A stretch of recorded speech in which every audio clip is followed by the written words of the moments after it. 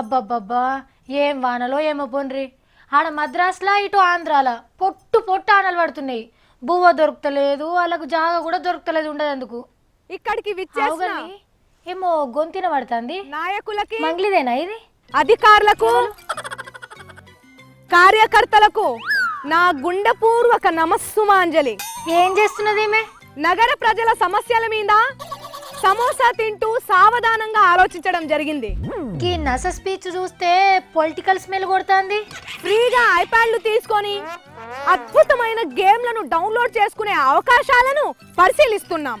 అమ్మా మంగ్లీ తల్లి, ఏం ఉపన్యాసం ఇది? ఎవరి కోసం చేస్తున్నావు నువ్వు?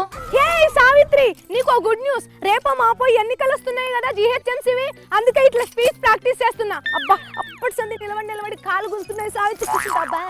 అయ్యో పిచ్చి పిల్ల, వెనక పొంటి చేసే వ్యవహారాలన్నీ ముందుగానే చెప్తే ఎవరేస్తారు ఓటు?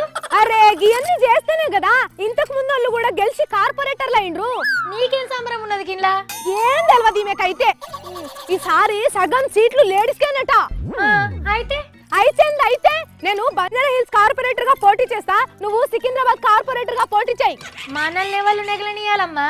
తోపు లీడర్లు ఉన్నారు సిటీలా. ఎవరు కాళ్ళే తోపులు ఇక్కడ. నువ్వు పెద్ద తోపు, నేను పెద్ద తోపులకే తోపును. లోకల్ లీడర్లు వాళ్ళ ఇంటామెలను అమ్మలను అక్క చెల్లెలను నిలబెడతారు. నీ దాకా నా దాకా రానిస్తారా? ఎట్లా చెప్పాలమ్మా నీకు? లేడీస్ కోట ఛాన్స్ వచ్చింది సావిత్రి, మిస్ చేసుకోకు. ఇంతకు ముందు కూడా లేడీస్ కోటనే ఉన్నది. కార్పొరేటర్లు అయిండ్రు, చైర్మన్ అయిండ్రు, కానీ ఏం ఫాయిదా? ఎందుకు? వాళ్ళు మంచి కమాయించుకోలేదా?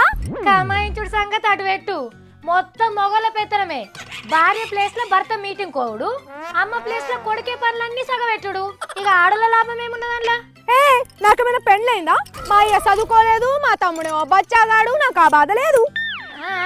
నువ్వు కార్పొరేటర్ అయితే నీకు తెలియకుండానే వేస్తారు.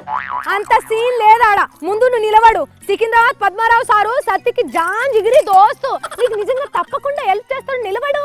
అవునా? మరి నీకెవరు హెల్ప్ చేస్తారు? బంజారా హిల్స్ అంటే కేసీఆర్ సార్ ఇల్లే ఉన్నది. ఆడ నాయన సార్ కూడా ఉంటాడు. వద్దమ్మా వద్దు, నాకు ఈ రాజకీయాలు వద్దు. నేను ఇలా నెగలేను కూడా. నీకో దండం, నీ రాజకీయాలకో దండం. అరే నాయన, బంగారు బాతును కాళ్ళదంటున్నావు నువ్వు. ఒక్కసారి కార్పొరేటర్ అయితే 2 ఏళ్లలో జూబ్లీ హిల్స్ లో ఇల్లు కట్టకపోతే నన్ను అడుగు చెప్తున్నా. తల్లి, నీ అంత శాలదాన్ని నేను కాదమ్మా, నన్ను విడిచిపెట్టు. చిపో, అదృష్టం ఐఎమ్ కమింగ్ అని వస్తే డోర్ మూసేసి దరిద్రం అనుకుంటే నేనేం చేయాలి? పోమను, నేను ప్రాక్టీస్ చేసుకుంటా. నా ప్రజలారా, చూసి రానుల్లా జిహెచ్ఎంసీ ఎలక్షన్లల్లా ఆడోళ్ళదే హవానట.